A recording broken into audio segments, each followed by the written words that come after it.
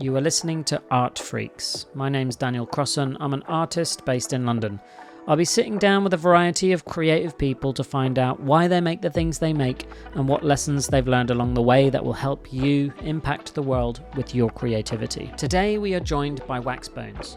Based in Bristol, UK, Waxbones is an illustrator and graphic designer with a fascination for the gruesome and gory. Having made the leap to full-time artist in 2021, Waxbones has already worked with brands like Fox Entertainment, Mattel and Ebay. Today, we dive into his work. We also talk about the future of NFTs and his personal struggles with mental health. I admire Waxbones not just for his work and prolific output, but also for his openness and vulnerability that he displays both here in this interview and also more broadly in his work and his online presence. Hope you enjoy. Here's Waxbones. Let's go back to the beginning of your story and your journey to where you are now. Folkestone is where you grew up. I was wondering, what are the kind of earliest memories you've got of growing up on the South Coast? Beaches. My folks' house is a stone's throw away from the beach. So, you know, that was always a huge part of growing up. We lived on like a little dead-end street with like a field at the end of it. So it was beach on one side, field on the other side. My hometown was further south towards like Dungeness and the power station.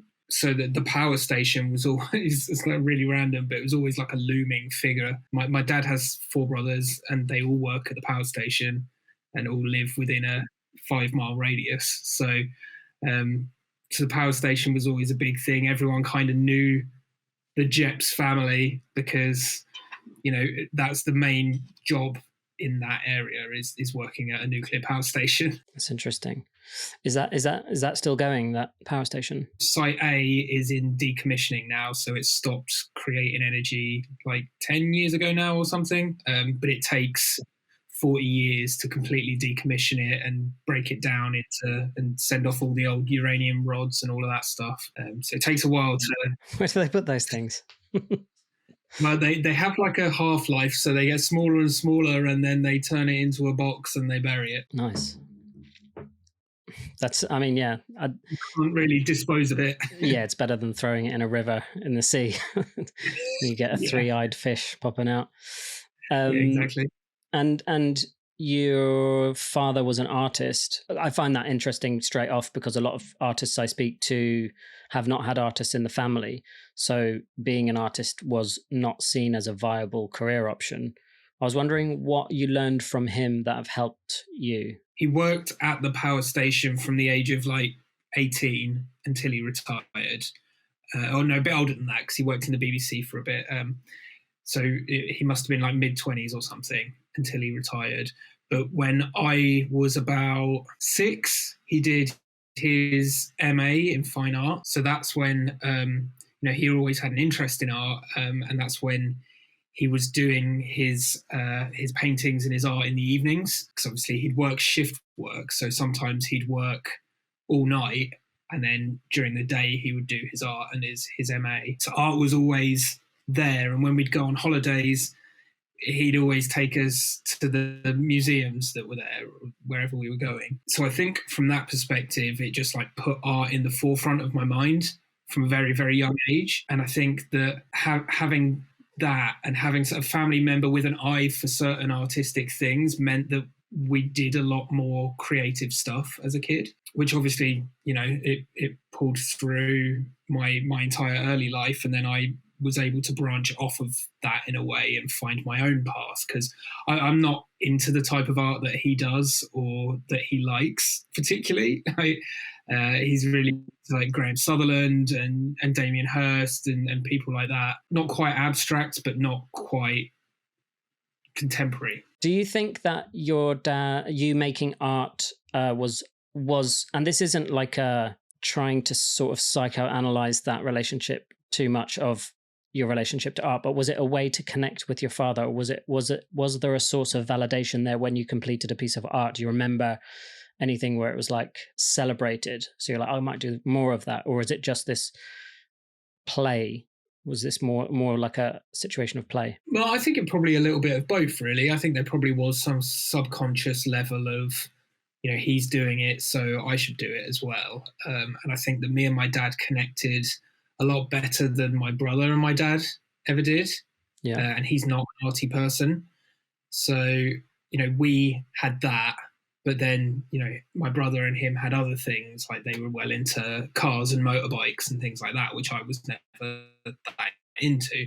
So I think it was the thing that me and my dad had. If you were to meet yourself, so if we're talking 10-year-old Callum, what advice would you give him in terms of life advice? I think to find myself, because I don't think I truly found who I wanted to be until quite a lot later. I think I, for a long time, was who I thought I was meant to be. You have to do school, and then you have to do sixth form, and then you have to do uni, and then you have to get a job, and then you have to get married, and then you have to have a kid. And that was always what you were meant to do. And I just do things because they were cool, or because they were fashionable within whatever scene I was a part of at the time. So I think I'd probably tell him to just try and find himself, do his own thing for a bit. But then saying that, if I did tell him that, then I wouldn't be where I am now. So it's a funny thing to think about, going and telling someone to do that, because if I had found who I wanted to be at 18, then I wouldn't be who I want to be now. Yeah, all of the stepping stones that kind of make you who you are, they're all sort of perfect in their imperfection, because they're all sort of learning experiences. After Folkestone and youth, you moved to Bristol. The youth, you moved to Bristol to study graphic design, and I found university to be a time when my brain was full sponge mode. It just wanted to absorb. I think also being in a high school where it's yes, we get to do art twice a week, and that's where you're I was, generally people that are artists were good at art at that time, and it didn't feel so much like school. It felt like something you knew, you kind of were drawn to. Then you get to university and you're surrounded by loads of people that are the same. They're all have been eagerly awaiting this moment. So there's this big share of culture and big share of you haven't seen this and you got to watch these movies. Do you remember what sort of cultural stuff you were looking at, or that really impacted you in those kind of university years? So before I went to university, I did a foundation degree. So I moved out at 18 and went to Canterbury to do my foundation, which, for anyone that doesn't know, is 1 year where you try a load of creative subjects: graphic design, fine art, photography, fashion. You sort of do a couple of weeks of each one, and then you specialize in one for the last half of the year. Mm-hmm. So that was really interesting, because it was the first time. My friendship group at school weren't necessarily the arty kids. I was the arty one. So it was interesting to then find a group of friends that were all into creative subjects. I had a friend who, she was doing fashion, and another friend who was doing photography, and everyone was doing these arty things, but everyone was still different. And so that was really interesting to me. And then from that point, I knew, graphic design was what I wanted to pursue. So that's when I went to Bristol. And I think the whole, from growing up in a small seaside town in the southeast to then going to the southwest, to a cultural hotspot, people of every culture, of freedom, and Bristol's very, it's where Banksy started his stuff. It's where you got music scene like Portishead and Massive Attack, and a huge scene there, and it was whoa, what are all of these things? There's street art everywhere, there's music. I'm young and free, and the vibrancy up every night. yeah. Well, it wouldn't be university without a bit of that. The vibrancy of a city really can impact you in that kind of period of your life. I remember coming back to London. Even I was in Birmingham, and I kind of left London, which I guess is more vibrant than Birmingham. but I left because I wanted to have the experience of living away from home. But coming back to London, I remember like visiting East London, however long ago that was, 15 years ago, and thinking, oh, wow, there's just so much going on here with street art, with food, with, you know, young people starting businesses, you know, vintage shops, people just like really sort of hustling and making things work using their creativity. And I imagine Bristol, that was always one of those places where I always kept hearing about people. I've got a friend in Bristol. Bristol's wicked. Everyone kept saying Bristol was really wicked. Do you remember particularly any of the sort of cultural influences at that time? Or was it just like a barrage of anything and everything? I moved to Bristol in 2009, yeah. So I think the street art scene when I came here was amazing, and that really did open my eyes to a whole new world, because back home graffiti was just vandalism, whereas here it's celebrated as an art form. There's festivals about it and everything. So, and it doesn't have to just be a tag, it can be a full artistic expression, it can be any sort of genre of art as long as it's sprayed onto a wall.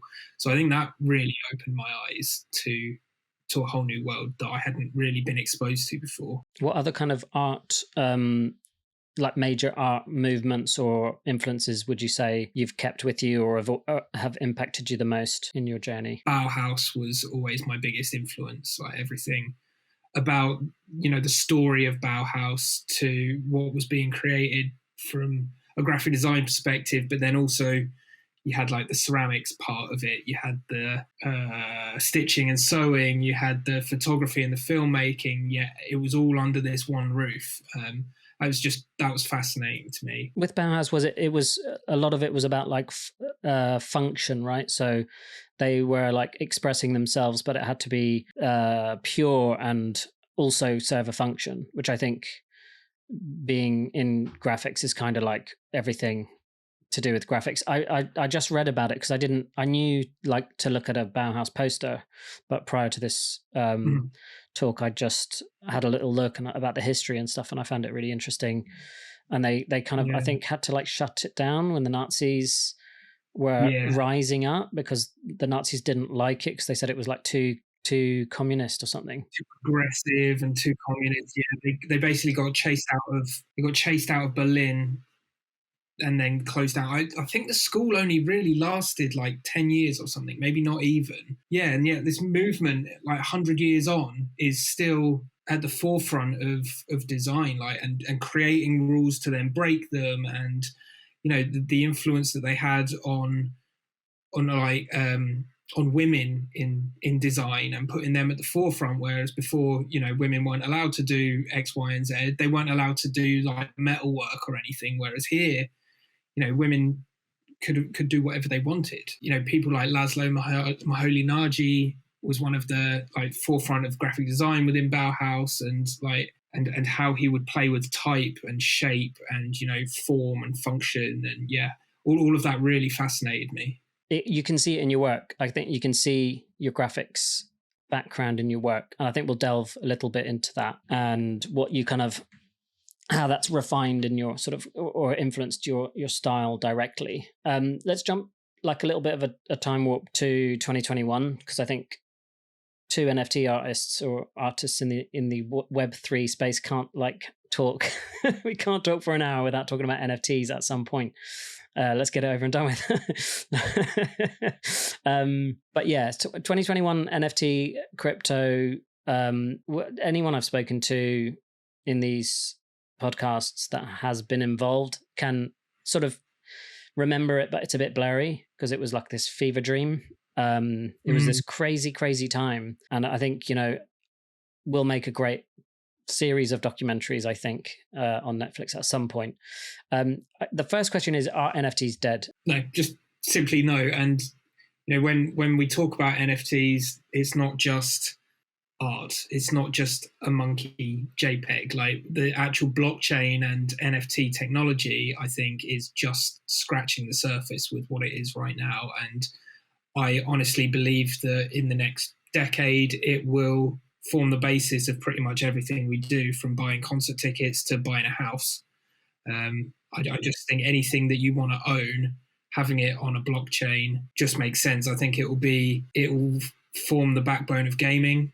as soon as people get past what is seen from the outside, as soon as they get past the Bored Ape Yacht Club side of things and see NFTs for what they really could be, being able to buy a gun in Fortnite and then take it over, customize it in Call of Duty, and then use it in a new game after that. The possibilities are endless if it can just be adopted. So yeah, in answer to your question, no, they're not dead. That's a really interesting use case. One of the general questions from gamers is, well, why do we need it? Because it's working perfectly fine. But I know from growing up playing like a ridiculous amount of computer games, I was never really rewarded other than the gameplay for my time. These companies, if you're spending money on skins, these companies are making huge amounts of money. They're like subscription-based games now where you're not really paying for the game, you're just paying for bits inside the game. It makes sense that like if you complete a mission, you get some rewards that then you can exchange for a token, and then eventually down the line you can take that token out as money. That kind of makes sense, and it's a kind of an extension of where Twitch is now, with people playing games but sharing it and getting gifted stuff from people that are watching because they're providing entertainment. It's like a direct thing from the gaming company saying, thank you for playing the game, here is a reward that's actually valuable. I mean, we grew up with the internet sort of really emerging. The difficulty is that we've grown up with everything free. So it's a real shift, and it has been a massive shift for me to think about digital assets as being limited and scarce, and provably so, and worth different amounts according to, those kind of things. Like you said, because we grew up with everything being free, the kids these days that are playing Fortnite, they have no problem with microtransactions and paying a tenner for a Spider-Man skin. And the way I always think about it is like, that's great, you've got that £10 Spider-Man skin, but what if that Spider-Man skin was limited to only 100 and you decided you didn't want it anymore, and you could sell it to another player for twice the amount you paid for it and get royalties from it, and all of a sudden you've got proper digital collectibles that people can use in game. The question is not why, but you don't need NFTs to make them valuable, because you could just use fiat to exchange for those things. But it's just better. Like crypto makes that better, makes it easier, makes it seamless. It can make it decentralized, but we'll see where that goes. I would agree that they're not dead, but it's it's a very much a lull and very much an emerging thing where people are, not it's not proven itself yet, so people are very scared to hold it. So that's why it's so up and down. It was exciting into 21 because it was new, you could collect, and it felt like you were collecting and trading like Pokemon cards or whatever. Like it felt like that. But now I think people, as Ethereum and Bitcoin have dipped and the market slowed down, people are thinking, I got a wallet full of all these PFPs and stuff. Oh, did I really need them? Should I have bought them? Like, it was exciting and fun, but people only bought them as an investment. Yeah, to sell them to someone else for more money. Exactly. So that was in trading communities, that was like a sort of running joke, was the best, because everyone was like, well, what's the utility? What does it unlock for me in real life? What parties can I get into? What merch do I get? And the joke was really, it was like the best utility is line go up, or floor price. That's like the best utility, because essentially that was the use case of a lot of them, was being able to sell them for an appreciated value. You can't answer this question with you would have bought a Bored Ape, but what would you have done differently if you could do that cycle all over again? I would have cashed out at the top rather than waiting and leaving it and losing a shit ton of money. So would you say, like, not listen to broad narratives that serve people that are more experienced at trading? Is that kind of a viable? Yeah, because I still today have very little knowledge of trading cryptocurrencies, and I don't do it very well. I think I should have been more sensible, and I should have thought about tax more. I was fully employed when I first started, so I was already in a higher tax bracket. And then during the bubble where Ethereum was really high and everything was exciting, and I was selling everything immediately. Everything I minted was being sold immediately. Editions, one of ones, everything. So I made a lot of money.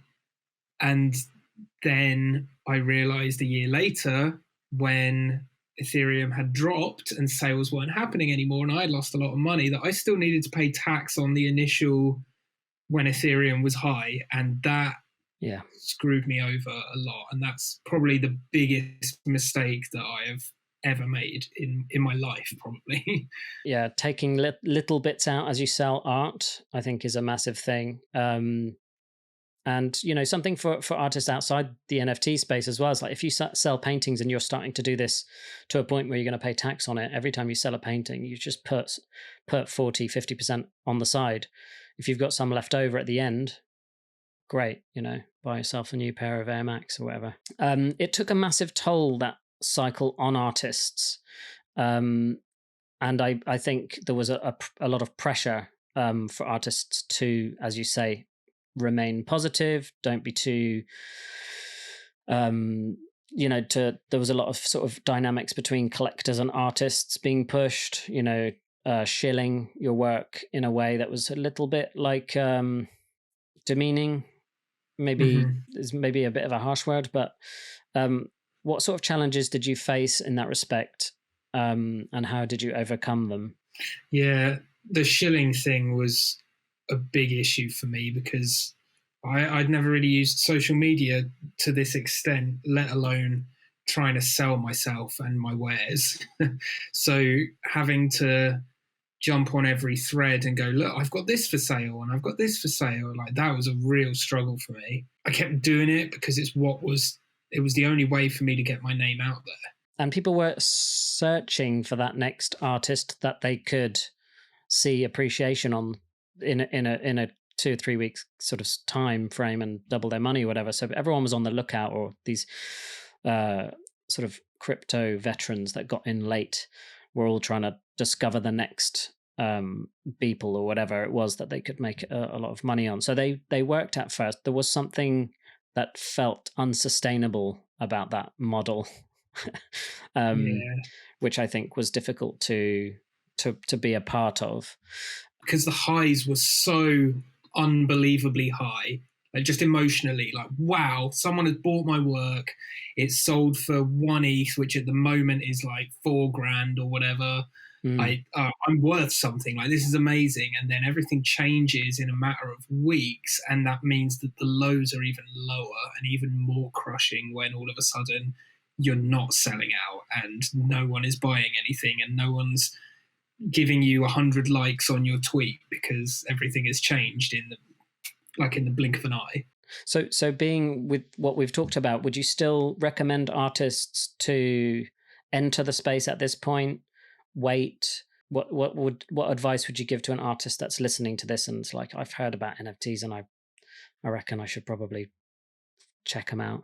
Yeah, I reckon before getting involved, be part of the conversation, like following people and chatting to people and truly understanding why you want to make an NFT. Because if you're coming here expecting what you've heard from 2021, it's not that anymore. And you may not, if you've got 100 followers on Twitter and Instagram, you're not going to come here and get rich quick. I hate to say it. And, you know, we're not all going to make it. I hated that when that was the thing. Like, we're all going to make it. Like, bullshit. Some of us aren't going to make it. Like, at the end of the day, this is business, and people need to, you know, make money to survive, to pay their rent, to feed their kids, to put clothes on their back. So it's cutthroat, but, you know, I'd say do it. Get involved. Talk to people. Find friends. Find like-minded people. And if you really think that this is the way forward for your art and you understand what an NFT actually is, then yeah, mint it in the bear market. It's always going to be there. It's on the blockchain forever. You know, it can't. What's the worst that'll happen? You lose a bit of money in gas fees, or I mean, you won't even if you do the gasless minting thing. I think you've touched on a really important thing, which is don't come into the space to make money. I think something that kind of still sticks with me a little bit, and I don't know whether that's That's something I should just get over. But people that became artists in February 2021 really gets to me. And it's like, well, I've always wanted to be an artist, and but you didn't want to be an artist until there was a lot of money to be made. So your intentions, I think, people's intentions can be kind of seen in when they started to make that style of art, or if they were jumping on a trend, or if they tried to make art like the people that were selling really, really well. I think that there is a way of connecting to new collectors that exists within NFTs. And there's a lot of people that are really hungry for art, and they might not be people that have a lot of crypto right now, but they're people that are very bullish on the space long term. And if you can establish, not a name for yourself, but definitely connect to different communities that are here for the right reasons, and connect to collectors that are like, you're better off joining in the bear market, in my opinion, releasing a free open edition NFT and getting into as many wallets as possible so that people know who you are, and then they have an incentive to retweet you when the next bull market happens, than to sit on the sidelines and go, well, it's not, NFTs are dead, I don't need to think about it. And then if they do get talked about again, you're like a little bit late, or later. That's a really good piece of advice. A free open edition. Yeah, that's that. In answer to your question, it's do that. I released an open edition recently, and it got minted by quite a few people, and it made me feel good. And I know that that's not going to pay my bills, but if I'd released it for an amount of money, it might not have got into so many wallets, and that made me feel like, okay, I keep participating, keep going. It was like a nice pat on the back, keep going kind of thing. So yeah, and the tools that are here now weren't necessarily here when we joined. And I think, there's some really interesting use cases. There's some really interesting artists that will be able to express them in kind of very interesting ways using this technology that we haven't heard of yet. So I'm sort of excited for that, and I'm excited for the market to maybe support that, talking about like monetary, selling stuff for an ETH and stuff. That's what a lot of people would deem as success. But what would your definition of success be? To me, if we're talking about in a real life situation, if someone comes up to me and is like, I've seen your work before, like, it's really cool, like, that to me is success. If someone has actually seen something that I do and recognizes it as me, then I have succeeded in like presenting my artwork and getting it out there. I think just being seen as me and being recognized as me, not in like a, whoa, look, there's Waxbones over the other side of the street. Sign me and I'll get a tattoo. Yeah. But just having a piece of artwork that someone has looked at, connected with, and gone, yes, that is a Waxbones piece, like, that to me is success. Nice. And then if someone's willing to wear my work as well, because I've done like lots of t-shirts and stuff. So if someone actually is happy to put it on their body and walk around the street with it, that's pretty fucking cool. Yeah, talking about that, you did some really interesting things. One of the pieces of clothing that you released, if you pointed your phone at it, it started to animate and like come out of the t-shirt. Yeah. How did that come about? So I'd done the t-shirt, I'd done the artworks for something. It was an animated artwork, and I sold it as an edition of 5. With it came a t-shirt, and it was just the normal t-shirt with the still of the design on the back. And I sent it to the collectors. One of the collectors, Fabiano, I forget his surname, but he's a really cool artist. He was like, "Oh, have you thought about using augmented reality to make the back of it move?" And I was like, "Interesting." So he talked me through it, and we did it, and it was amazing. And then that got me a collaboration with Meta Factory, where we just did that from scratch. Amazing. Where we thought, right, this is going to be an AR t-shirt, and it's not something that you see because you need to have your phone out and pointed to it for it to move. But as a thing where you sat at the pub being like, "Oh, point your phone at my t-shirt," that was the use case that I had in my head. That is such a good use case. Yeah, I love that. Yeah, and it's like, and maybe people that are like, what's this fucking NFTs you're getting involved with? And you're like, point your phone at my t-shirt. Whoa, yeah. The future's here. But it's a tangible thing that people can really connect with, and like, you don't need to pay for anything. You don't need to understand it. All you need is your phone and the T-shirt. I'd like to focus in a little bit more on your work. It's inescapable, this reoccurring theme of death and mortality, skulls. It's sort of in everything that you do. 6 days ago, you tweeted, "I whispered in her ear, you better fear me, dear, for I am death." My question really is, like, what do you think happens when we die? Nothing. It's the end. It's darkness. We cease to exist, and that's it. This is, in my opinion, this is the one chance we get, and you better make it count. Otherwise, I don't believe in an afterlife. I don't believe in a God.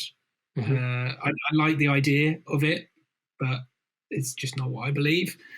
This may seem really like dark and gloomy, but it's actually quite positive. I think there's something freeing in realizing that nothing matters. Like once I got to the point where I thought there is no meaning to life. It's all just a series of random coincidences. It sort of frees you in a way to be like, well, why can't I do X, Y, or Z? You know? Right. Yeah, I understand that. Does that make you scared of death?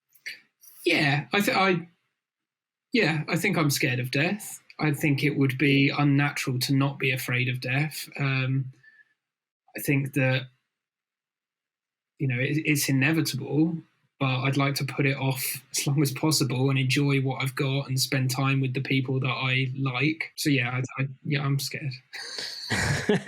Petrified of it. Yeah, it's an interesting thing. I think, are you 33 now? Uh-huh. I had my 40th birthday this year, and I lost my mum nearly 2 years ago. And that was I had grandparents that had died and stuff, but this was the first time where it was really hit me in a existential crisis kind of way. And then I had my 40th birthday. So that was a good double whammy. And I was just thinking oh my God, it's like, if I think about how long I've lived, I'll be lucky to do it that same amount again. And it was that real deep realization when people say life's too short. I was like, it really is too short. And I think, so hearing that answer, it makes me think a little bit more the skull used in your work is a little bit more like a memento mori in the sense that it's a reminder of death, but it's a reminder to live. It's wrestled with a lot in art, and it's the biggest question, right? It's the ultimate unknown. It's the ultimate unknown. Yeah. And I think because of how I feel about it, it fascinates me learning about how other cultures have thought about death and how they've thought about different realms, spirits and demons and things like that. And I don't believe it because that's just me. But I don't. I would never force my opinion on anyone else. If someone else believes in a different type of afterlife, it's like, that is fascinating to me. Believe in whatever you've got to get through the day. I think a lot of people are distracted from that thought. It makes people very uncomfortable. The conversation makes people very uncomfortable, and a lot of people are running away from that realization in the way that they live. Yeah, I don't know what I believe. I mean, I don't know whether I could sort of put it all into like a little paragraph, but I've had some, I would say, spiritual experiences that may have made me feel very deeply that there is something more, and that perhaps consciousness is something that's not just our brain talking to our, through our senses, and that's the finite amount of it. But I don't know. I hope more than anything that I'm completely wrong and there's something more like that. That'd be amazing. Would you be open to changing your mind on that? I mean, I don't know how you would change your mind other than some sort of divine spiritual experience, but That's it. Yeah, it would have to be my own experience. I wouldn't be able to. I don't think any one person could sit and tell me their belief and me change my mind. have you watched any of the documentaries on things like ayahuasca retreats and these kinds of things where people? Do you know about ayahuasca?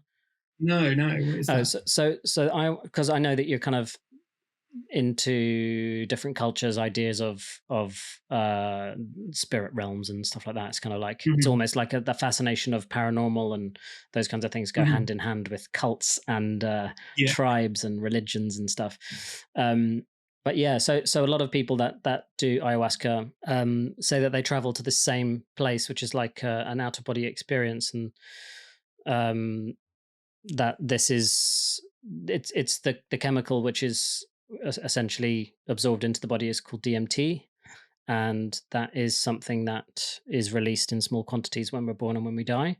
So the experience is probably similar to the experience of birth and death.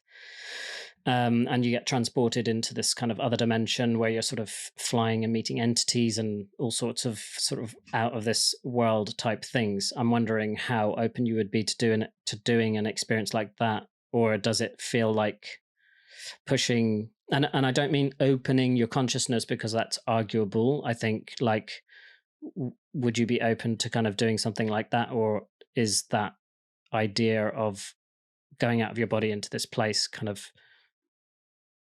not something you'd like to do? No, I mean, I'd be open to something like that. I'd be open to experiencing it, just because I feel like I'm the only person that I can trust in those matters. So if I have experienced it, I believe that people that do it experience it in their own worlds, in their brains, in their heads. So I would have to experience it in my own. I couldn't have someone say, "Oh, I did that," and I'd like, "Okay, fine. I believe that you believe you did." Yeah, I understand.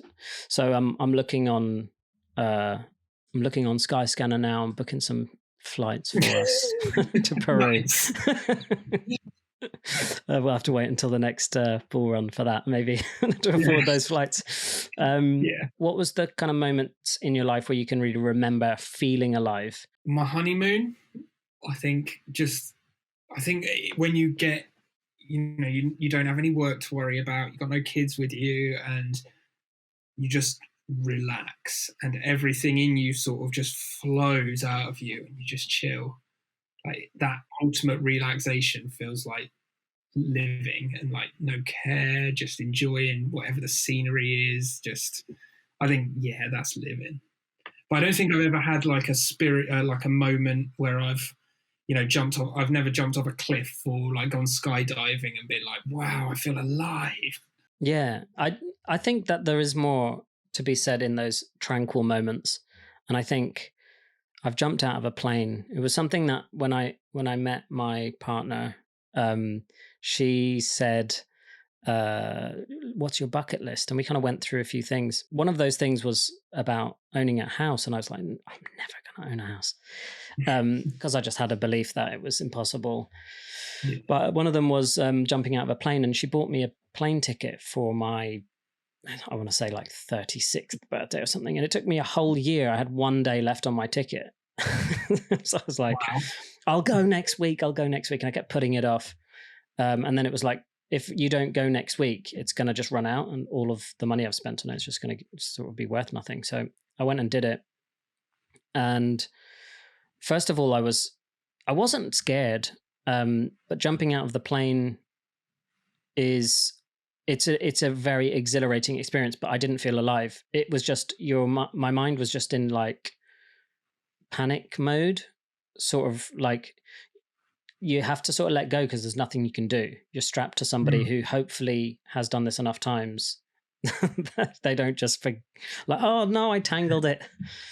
And they're like, that's a lot of trust you put in a stranger in that moment. Yeah. And then, so we jumped out. So he's like, lean back. And I like leant back out of the plane. And you're like hanging upside down out of the plane, and you're strapped to somebody and your arms are out like that. And you're like, And then he's like, okay, 3, 2, 1, let's go. And then you jump, and then that's it. The free falling bit seems like to go in a second, and then the parachute bit is a little bit more like you can take it in and just like, oh my god, what's just happened. And then when we landed, the funniest thing about the whole thing and the sort of the story's peak is at the end I said, oh, that was it, that was intense. And he was like, would you do it again? I was like, yeah. And he was like, yeah, thankfully everything went well. So that was my first jump, tandem jump with a paying customer. And I was like, oh my god, I'm so glad you didn't tell me that before. I was like, get me out of here. Yeah, but that wasn't like feeling alive. I definitely feel traveling is a massive thing where you're like, I think we're supposed to move around. I think we're kind of like, we are maybe as a species like supposed to move around for food or something. But whenever I'm like experiencing new cultures and experiencing kind of adventure, jumping on a boat when the boat's like, oh, is this safe? You know, those are the moments where I'm like, oh my god, this is crazy, this is awesome, this is living. You traveled a lot, I think, in your last job as well, when you were doing sign graphics. Wayfinding. Wayfinding, so maps and signage for cities and transit systems and stuff. Did you get to travel a lot as part of that job in terms of like different places, and did you live in different places? Yeah, so I did a lot within the UK. I spent a year working and living in Moscow, which was really interesting. Nice. I lived in New York for a little bit, working there, and then San Francisco as well. Yeah, and then lots of like random places in Scotland or Wales or across the UK, really. What's your favourite place that you've been to? Japan. Absolutely. Japan was... I've never felt tall, because I'm a tall guy. I'm 6'3", 6'4". Like, I'm a tall guy. And Japan is not made for tall people. I've never felt taller or whiter in my entire life. Like, it's in those moments where you're out of your comfort zone that you realize that, like, wow, like, this is incredible. Like, there's so much different here that I don't understand, and it's so cool. Yeah, I love Japan. I loved it. As human beings, we are meant to experience different ways of living and moving and eating and drinking, and yeah. Mental health. Let's talk a little bit about that, because I think you've spoken about it publicly quite a lot. I think it's great that you do that. I think more artists need to do that. I think more guys need to do that. I think more people in the crypto space need to do that. There's a bit of in my opinion, too much of a bit of a bro culture going on in crypto. A little bit too much of hero worship, and projecting a false reality that's sort of not just in crypto, is sort of abundant in all social media. Show the best bits of your life. The more jealousy inducing the content, the better it will do, or at least the more people will, and also sometimes it's not purposeful. I think people, they think their life's boring, and then when they have a really nice meal at a really nice restaurant, they share it. But then your stories are all full of people eating in nice restaurants, being, on a tropical beach somewhere, finishing a workout, and you're like, I'm shit. This is not, that's not, it's proven now, it's really not good for you. In your Known Origin piece, In My Own Head, the description on the right of it says, sometimes I feel like I'm trapped in my own head. At times, anxiety gets the better of me. I was wondering how much of what I've just talked about has it caused that anxiety.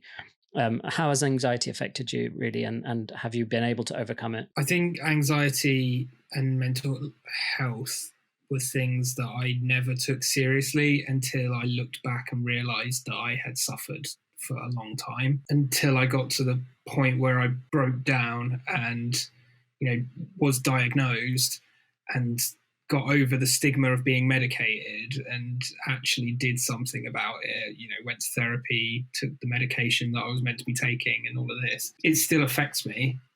And I think for a lot of sufferers, it will always affect. It's not something that you cure, and it is always there at the back of my mind, like, particularly in like an art sense, like, oh, I've done this piece and now it's like, oh, I can't release it because no one will like it and I'm not good enough and this is rubbish, and the work will just sit for months and months before I do anything with it. And I think it is important for us to speak about these things, because you're right, when you look at social media, you're seeing the best 1% of a person's day, and it makes those people seem like they've got this incredible life, when in reality, I bet they're suffering the same way that we all are, a lot of them. Yeah, it's a tough thing to talk about, and it's a tough thing to admit to yourself that you're struggling with, I think, a lot of the time. And so now I talk about it because I think there is a lot of people that get their followings through toxic positivity and hustle culture and stuff. And I think those are the two things, particularly on crypto Twitter and NFT Twitter, that are dangerous and cause people to break down. It causes burnout. It causes mental health issues. People's feeling like they're not good enough. And yeah, I don't like that. And I don't like that people make money from that. I think pretending to be a certain way or on at all times is probably not beneficial for the people that are seeing that content over and over, but also for the people that are putting that out, because they can't, it's very difficult to live up to. I think people that feel like, but I'm not burning out and I love my work, and it's like, okay, cool, but is there something else here? Because it's every single day. It's like, you can't always be on like that. And if you think that you are, and you think there's not a problem, there could be something else there. I was listening to a Rick Rubin podcast. Rick Rubin's podcast is a definite go-to. He's really, really interesting guy. And he talks about this a bunch of times, because he's dealt with artists that have grown up with big dreams. And he's helped them realize those dreams by sort of facilitating a space where they can feel comfortable really making the art that they want to make. That's all his sort of thesis is, just like, I support the artist to make the thing that they were always supposed to make. Anyway, I'm going off topic, but he says, like, a lot of people that have this dream for ages and ages and ages, and they work and work and work towards it, they get there and then they're like, what's next? And it can be like the most depressing part of somebody's life, because if everybody in the crypto art space or the art space, like, oh, once I get my gallery show, and then it's like, oh, well, once I sell out the show, where's the end? What's this for? Really thinking deeply about why you want something. What are you trying to get this accolade for? What are you trying to get this part in a movie for? What are you trying to sell? What are you trying to get that #1 album for? Is not why you want to make the art, because that's a completely separate issue. Like, if you make the best album in the world ever and it doesn't, get to #1, it's kind of a better thing than getting to #1 and having an album that everyone's going to forget about in 10 years. That's really what artists want, right? They want to make the best possible art. So it's interesting, because he said, like, so many people he works with really strive for this. And I see a lot of workaholism. I've suffered from workaholism, or maybe still do. It's something that you can throw yourself into and work and work and work, but there's something else behind needing. You're trying to fill something. It's the same reason why people gamble or drink or whatever. It's still you've got some sort of hole that you're sort of trying to fill, and trying to prove your validity in the world, looking for acceptance and all of these things. This is the problem with the workaholism and burnout and mental health, is that you don't realize that it's a problem until it's too late. I think anyone that has suffered from any of those things can pinpoint the tipping point where they suddenly realized, shit, I am burnt out, or I am having a breakdown, or I have been neglecting whatever else, my other commitments, because I've been working so much. Like, there's that one moment where suddenly the light switch turns off and you're like, shit, something's got to change. And I think before you get, I mean, it's easier said than done. If you can prevent that moment from tipping, that's probably the ideal situation. But yeah, it's not something you can really tangibly stop, sometimes. Well, I think it's taking breaks, and I wanted to speak to you about this. I think it's building things into your routine that are like good for you, that are not revolved around work. I was going to ask you about your routines, because you make a lot of work from the outside looking in, and I know it's always different in the artist's head, but from the outside looking in, you've made a incredible amount of work in the NFT space, especially considering you were working a full-time job for most of that. What kind of routine do you have, and what kind of ways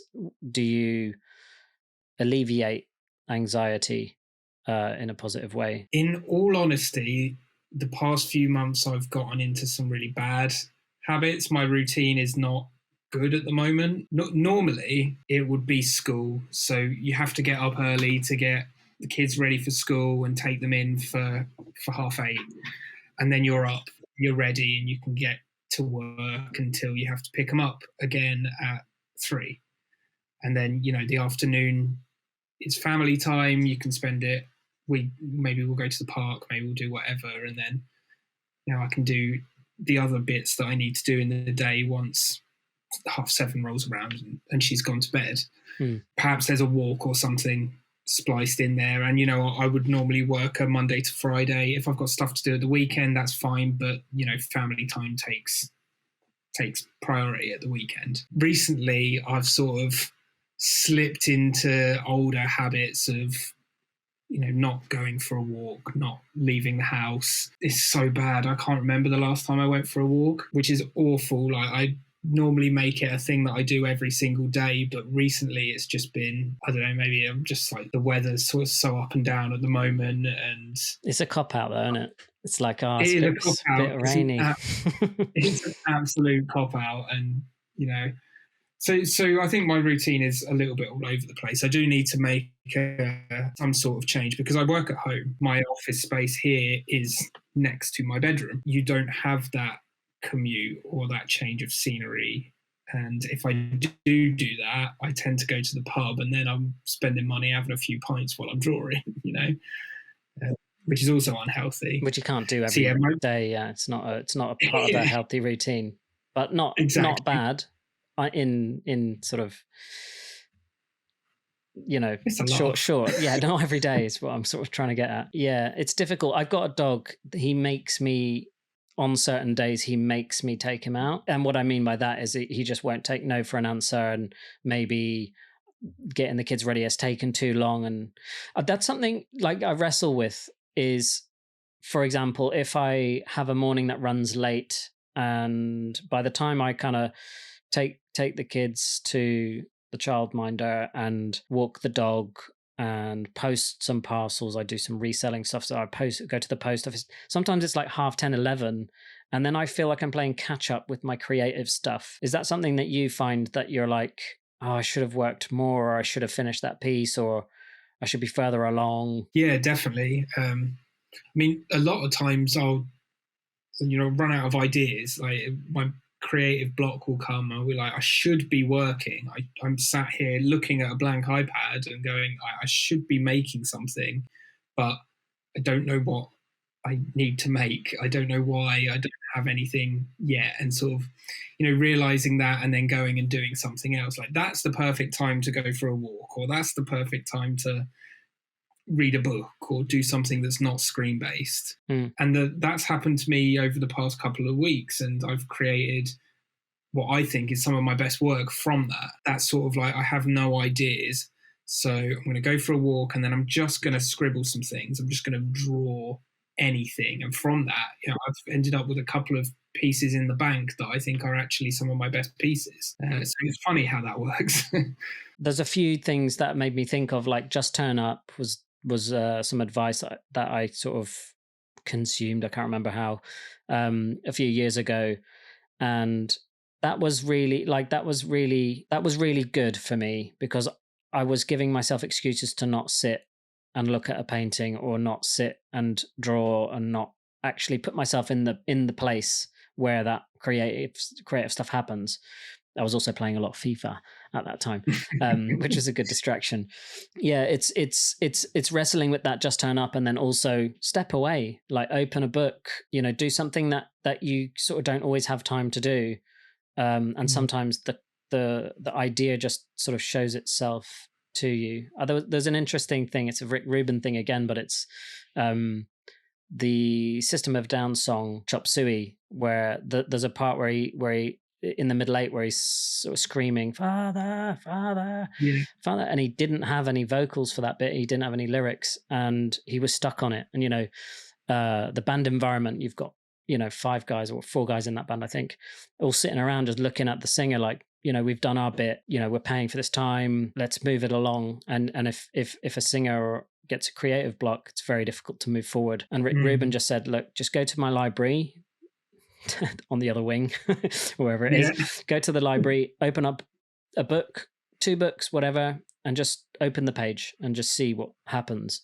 And he said, just sit there for as long as you need. It might be an hour, it might be 2 hours, whatever. And just have a look through, see if anything happens. If not, you come back here, you're in the same position that you were before. So Serge goes to the library, sits down, picks up a book. The first page he opens is Father, Why Have You Forsaken Me? And he's like, Father, why have you, fuck, that's amazing. And then he goes back, smashes the vocal, and they have like the biggest hook of the entire album. And, their entire library. He said, and that's just like how some creative stuff happens, is just like not really knowing where you're going to get the inspiration from, but allowing yourself to be open to it. Yeah, that's the key, allowing yourself to be open. If you're looking for something, you tend to not find it. It's only when you've stopped looking that you find it. You're not going to find it by staring at a white screen or a white canvas. It's just not going to happen. So in terms of going back to your work, I think style-wise, you're instantly recognizable, not just as an NFT artist, but as an artist, as an illustrator, as an image maker. Can you talk a little bit about style? I know new artists are always sort of obsessed about how do you find your style? What has influenced this dramatic, sort of easily recognizable style? I think my style has literally come from like copying various sources. I think a lot of artists do that to begin with, don't they? They copy and evolve and develop. And my stuff came from, I was always obsessed with like sci-fi and horror films and Star Wars and punk music and hardcore music. I think the first time I saw the Used album In Love and Death with Alex Pardy's artwork on the front of it, I was just obsessed with his art from then on. Mm-hmm. And tattoo culture and things like that. I think all of that sort of plays into my work in a lot of ways. Someone once described my work as whimsical yet macabre, which I really like, because it does have that cartoony, almost 30s rubber hose style mixed with black work tattoos or stuff like that.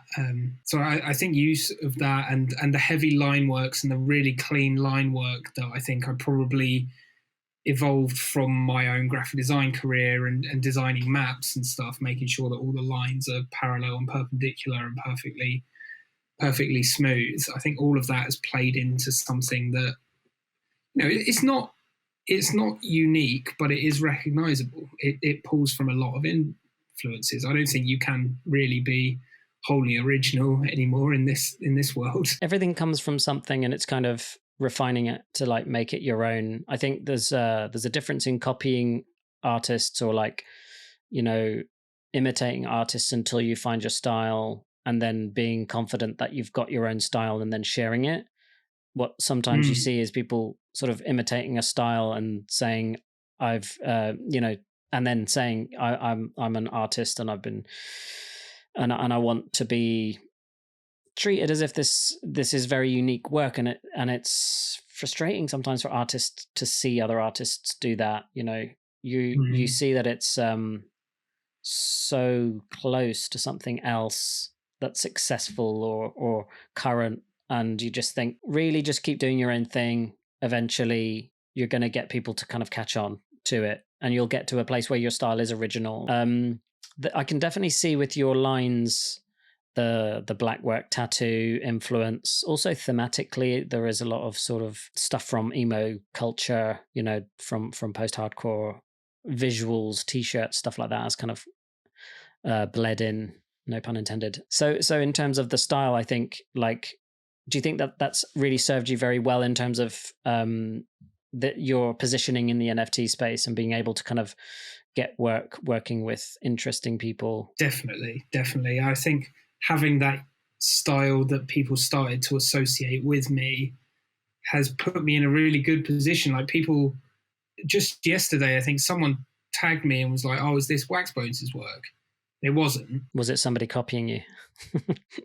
It was what's his name? Junkyard, who does like the Yeah. Creepy Club and all of that stuff. So we do have quite similar styles. I was like, great, like that's amazing. Like his work's incredible. So it's that rubber hose cartoon influence that a lot of people have not have not known where that's come from, because they might not have watched those Saturday cartoons or that early Disney stuff, and I've grown up on Toy Story and stuff. Yeah, and I was obsessed with those really early black and white rubber hose animations. I'd try and make flip books and stuff like that. And I think over the past few years, it's become popularized with, what's that video game? Cuphead. Cuphead, yeah. I think that sort of brought it back to the forefront, and you start to see it a lot more now, which is cool. I love seeing people doing stuff like this, like Tony Babel, his stuff his stuff's great. amazing. Yeah, it's amazing. Super Freak as well, heavily influenced by that era. And that style, as I said, got you sort of recognition in the NFT space, and then sort of allowed you to work with some interesting brands. Can you talk about the project with the Masked Singer? Yeah, I had worked with Props, who are a dev team, before on one of my projects, and they were doing work with Fox and their new animated blockchain TV show Crapocalypse, and they wanted to branch out and do something for the Masked Singer, which is basically a reality show that they have celebrities dressed up in crazy costumes, and each week they sing a song and they get voted off, and they wanted to have a Web3 experience that worked alongside the show, so you could buy your PFP and then earn points by voting on who you think is going to win each week. And those points you could then spend on upgrading your background or your the sunglasses. Rewarding participation. And exactly. Really, I think you see that with you see the potential in those experiences. If you think about like Twitter during Eurovision, like a cultural event, like the way that everybody sort of participates and has their own kind of spin on things and shares it socially is kind of, it's kind of like a precursor maybe to a lot of Web3 experiences surrounding an event on TV or a sporting event or whatever. It's really interesting. And I think probably the reason that they chose you was the distinctive style and your sort of proven ability to put a project out and sort of follow through on it. So what's next? I mean, looking forward, I really like that you're sort of pushing towards having some, what I would call IRL wearables, some merchandise that can really help sort of push your visuals out further, even further, and new things to collect. What else do you have looking forward, or are you sort of looking to implement those first before you decide? So I have a big project which I don't think I'm allowed to talk about yet, but it's working with a pre-existing NFT project. So a project that was big in 2021. They want like a reinvigoration. So I'm working on a project with them and going to be the lead artist for that project for Amazing. a bit, which really, really cool. It's a project that I love the project. I love what they've done over the past couple of years, and yeah, it's going to be cool. The next phase is going to be really, really cool. I look forward to seeing that. Yeah. I just got into Super Rare as well. I was just about to bring that up. Congratulations. For those that don't know, Super Rare is like in 2021, it was sort of like the verification badge of like your art's actually good. It's getting on Super Rare because it was so highly curated. It was so difficult, still is so difficult to get on. It took me a couple of years. Yeah, but it's a big deal for NFT artists, I think, to kind of just, sometimes it feels like you're flying under the radar of collectors and you're not really sure why. You feel like your work is good or as good as some of the other people, and you sort of start to overanalyze your approach and maybe think too much because you haven't got that. It's not the be all and end all. It's just like a really nice, it's a really nice curated platform to get your stuff on.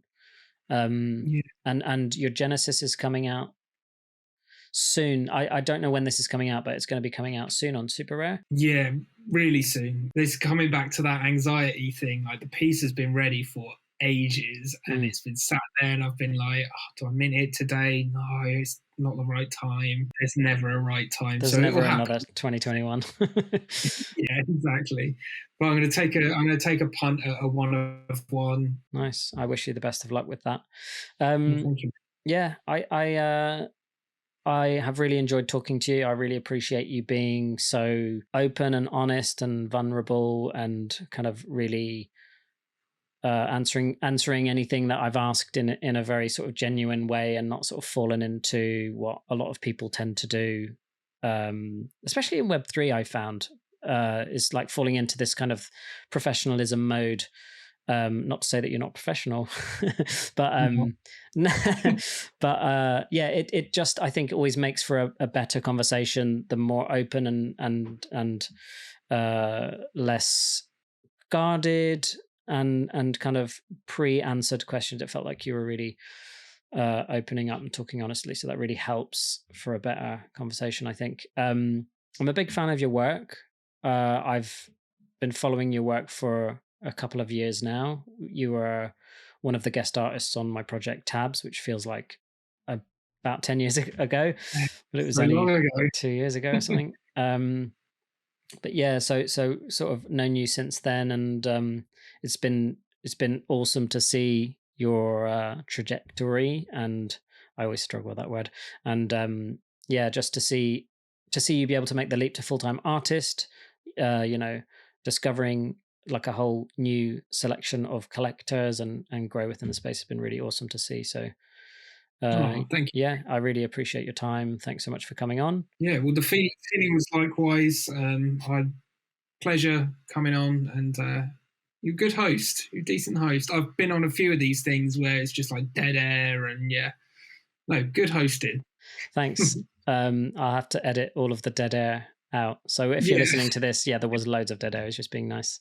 Thank you. Yeah, no, I'm trying like to be honest about the podcast. I've had that same thing that you've had, which is the self-doubt creeping in, the conversations with myself about no one's going to want to listen to you, you're